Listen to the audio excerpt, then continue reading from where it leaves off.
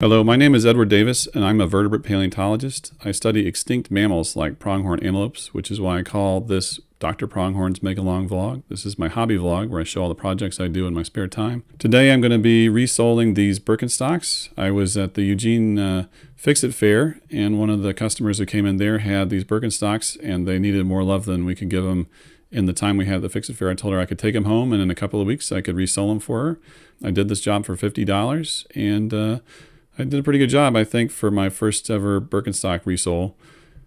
If you got some Birkenstocks that might need some love, talk to me about it, because as you'll see, I've got plenty of extra material I need to use up on additional projects. Anyway, you can see that she'd worn through one of the heels on these shoes, and I had to repair that, as well as just an overall replacement of the footbeds, or the soles, excuse me, and then a cleanup of the footbeds. So the first step is to get that old rubber sole off, and it's glued on.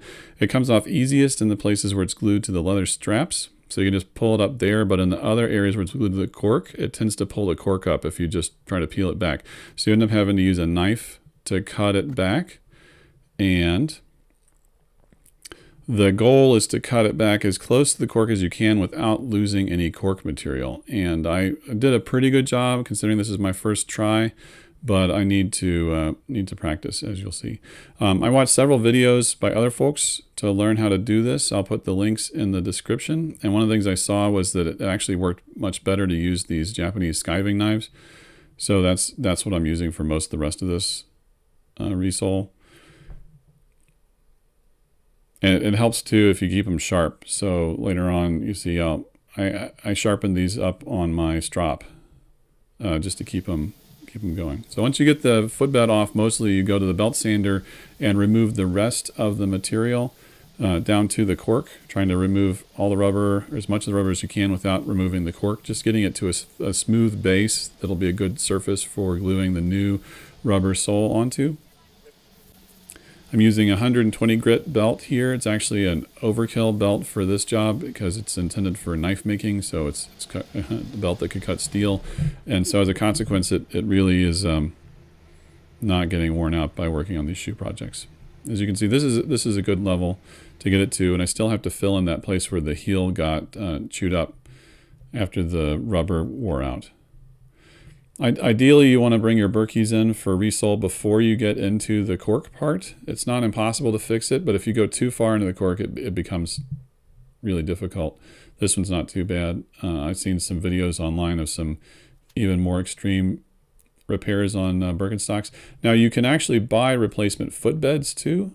Oregon Leather Company, where I buy all of my shoemaking supplies, they sell replacement footbeds. Yeah, so once you get the glue on, you got to let it sit for 20 minutes before you can hammer it together. So you see me setting the timer. Usually I'm wearing some fancy diver watch, but this time I happen to be wearing my Garmin smartwatch. So you get to see that. Here we go. We're going to sharpen up the skiving knife so that we can get through this footbed easier. Now, I didn't do as good a job. Yeah, see, it's shaving sharp now. I didn't do as good a job on this shoe, on the right shoe, because I'm still learning, obviously. And so I ended up cutting more of the cork out than I wanted to. And as you can see, when I got to the end, it actually popped a big chunk of the cork out. And so I had to, like I'm doing for the heel area, I had to use some more of this cork sheeting to fill in that space and get it back to a flat surface for mating with the sole. So I'm just going to build that up with layers of cork sheeting until I'm satisfied that it is a good thickness. So here you go. I'm having had 20 minutes to dry. I'm now able to use the contact cement to put these on. Not very much high-speed hammering in this video, I'm sorry, but just a little bit. And remember that contact cement sets up best if you hammer it or use a press on it to really force the pieces together. And here I am trimming it up afterwards, getting it close so I don't have to do as much on the sander. I'm going to finalize that on the sander. Okay, and then here I've got this guy ready to glue. It takes several layers of cork to build back up. You know, the lesson there is really be careful and try to cut the rubber and not the cork when you're doing the resole on the Birkenstocks. So add a lot of time and effort to having to fix that divot that I made. It's my own fault though. I guess I'm learning. We're all learning all the time. Okay, here I am using the belt sander now to true up that patch in the heel. Just got to get it down so it's flat and smooth with the rest of the footbed so that when I glue the sole on, it mates up really well. There you go. And I was able to get replacement original Birkenstock sole material, again from the Oregon Leather Company, and it was about $70 for this piece, which is about 3 feet by 2 feet. I have enough to do several more pairs of Birkenstocks, so I'm hoping that I find some people who need Birkenstocks resoled. I can go ahead and do this job for them and use up the rest of this sheet. Again, a full resole like this I would do for $50. If it needed a lot of help, it might cost more. But and here I am signing. I don't think anybody will ever see this again after I glue that sole on, but I didn't know of a better place to sign it. If you make something, you should sign it. You should be proud of your work, even if it's in a hidden spot, or maybe nobody will ever see it. Yeah, so then, you know, getting those footbeds glued to the sole, all you do here is just paint on the contact cement over the whole mating surface. I actually did 2 layers. I don't think I show one of them on the video, but I painted a layer of glue on, and then later after it dried, I painted another layer of glue on and let that dry again. So here I am still building up the place where I cut the divot in the other shoe's footbed. And I gotta true that back up on the belt sander, get it nice and flat. Go ahead and sand the rest of the rubber off while I'm at it. Get it ready to mate up with the new sole.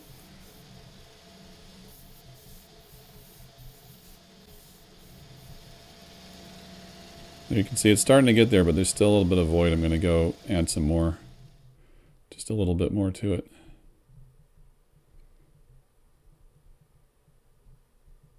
To get it all the way in there. Okay, and I had to let these sit overnight just because of when the projects, you know, when my time ran out in the evening for projects. So I'm using the heat gun method. So you can either let the contact cement sit for just 20 minutes and then adhere it, but if you let it sit for too long, it'll stop sticking. And the way to get it going again is to get it hot. Just a little bit hot to the touch, and it'll start to feel a little bit tacky again, and then you can actually use it to adhere the pieces. And remember, it's not really done until it's been hammered or pressed in place. You can't really do it with just hand pressure. You have to get the hammer involved, or if you have a press set up, you can use that. Then you got to trim back those soles, get them close so you don't have as much work to do on the grinder. That's a lot less rubber dust you have to deal with if you just trim it back here. And you can see it's pretty tough sole material. It's taken me a little while to go all the way around. It's like peeling an apple. Taking a while to go all the way around. Boom. And it's pretty close. I do finish it off on the belt sander. You don't want to get too close where you can't finish it off. So you want to give yourself a little bit of an edge there. And I decided, you know what? I bet this will go faster if I just true up that edge. So I just hit it on the strop, and well, look at this. This is 4x speed, by the way, just to give you an idea how much this takes. But after I stropped it, the whole cutting, you know, obviously takes like a quarter of the time or less. It's a much of an improvement. So you can always do better by sharpening your knife, even if it's a disposable knife blade. Don't forget that. Okay, here we go. It seemed more daunting than it actually was to true up these edges on the belt sander. It's just a matter of being careful on the edge of the belt and not cutting the straps when you go by the straps. But I feel pretty confident about doing this now, and I do other shoes with this kind of glue sole without a lot of worries. You can see the belt moving a little bit. If I had a real professionally made belt grinder, maybe it would be even better. Looking pretty good, I think. And then the last part is actually going around and putting a tiny bevel on the edge. It just makes it look a little bit more professional, and it helps to keep those edges from wearing and like tearing when you're walking them when they're new. So I'm going to do the cork renew on the edge. Again, I bought this at the Oregon Leather Company. Here, I'll put the link in the description. But if you want to do amateur shoe stuff, they're worth talking to. And if you're not in Oregon, they'll do mail order. Oh yeah, I had to start over on the cork renew because I realized there was still rubber dust all over the sides of the shoes, and I didn't want to get it mixed into my cork stuff. So I had to go brush all the rubber dust off and then go back and add this cork renew. It's a kind of latex, I guess. It goes on white and it dries clear. The only thing I would do differently is I would only do one layer of this if I had to do it again. I think 2 layers ended up being a little bit too shiny and maybe made it look a little bit too thick. But this is important for the edge of the shoe because over time they will, the original cork sealer will come away, and then it absorbs too much water and it can actually cause it to deteriorate faster. So you need to have that cork sealant on there if you want it to last. Now the other thing is, if you have Birkenstocks and you wear them and you get them wet, don't let them air dry. You should wipe them down because letting them air dry can actually damage the cork over time and the leather. So just try to get them dry as quick as you can. They're fine if you get them wet, but don't leave them wet.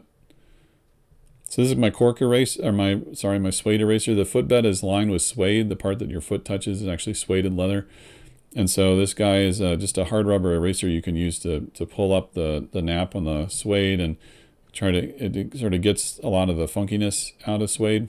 And then to do the rest of the cleanup, I'm using this suede shampoo. Just a little bit of that and a toothbrush. It makes a big difference. You can get a lot out of suede with the suede shampoo. You just scrub it in until the suede's completely saturated, and then you go back afterwards with a cloth and wipe it down to help get that funk out.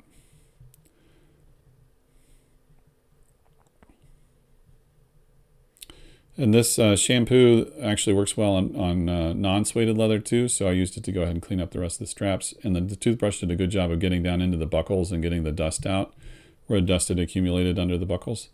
So it felt a lot nicer once it was done.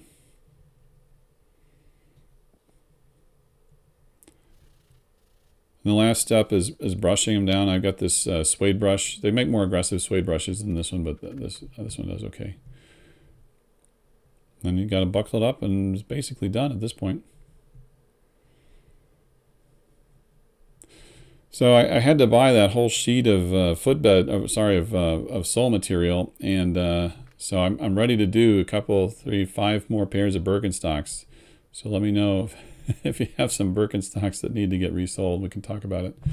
Like I said, I'm not as good as a professional who's got a lot of experience, but I also don't have a waiting list. So there's that. You can see there's that divot where the heel had worn through. Better to try to get them to a cobbler and get them resoled before you get to that point, but it's not a crisis if it is. And here you can see what it looks like. I've got a nice little scar there. Shows that they've lived a little bit. I went ahead and lowered prices on a lot of my stuff on my Etsy site. I'll put a link in the description, but take a look at my Etsy site and go ahead and maybe buy something for me. I need to sell some things so that I can have money to buy tires for my Jeep. I try to make my projects kind of come out even if I can, and I bought a Jeep. I'm restoring it. It's going to be fun. I'll put some videos up later, but tires are expensive. So take a look there. Also, I've got a merch store. I got Dr. Pronghorn t-shirts and sweatshirts. So if you want to wear some Dr. Pronghorn merchandise, that also helps to support me and my projects. Obviously, got these shoes done. I'm hoping to do more Birkenstocks. I've got a friend who's going to let me resole her Doc Martens, and so look for that coming up. I got 2 or 3 more shoe videos I want to work on, and of course a lot of Jeep content coming up. I'm going to do a sort of a video overview of the process of getting the Jeep back on the road again. It's been sitting for 12 years and need a lot of love. So I look for that. You can also follow me on Instagram. I post intermediate catch-ups on what I'm doing on Instagram. Sometimes I put stories up that are a little behind-the-scenes workshop bits. So I'll put the Instagram link in the description as well. Thanks for your time. Let me know how you do this differently. If you have some things you do differently on the shoes, or let me know your thoughts on trying to get shoes resold and keep reusing them. Thanks for your time, and be safe, everybody. It's a dangerous world out there.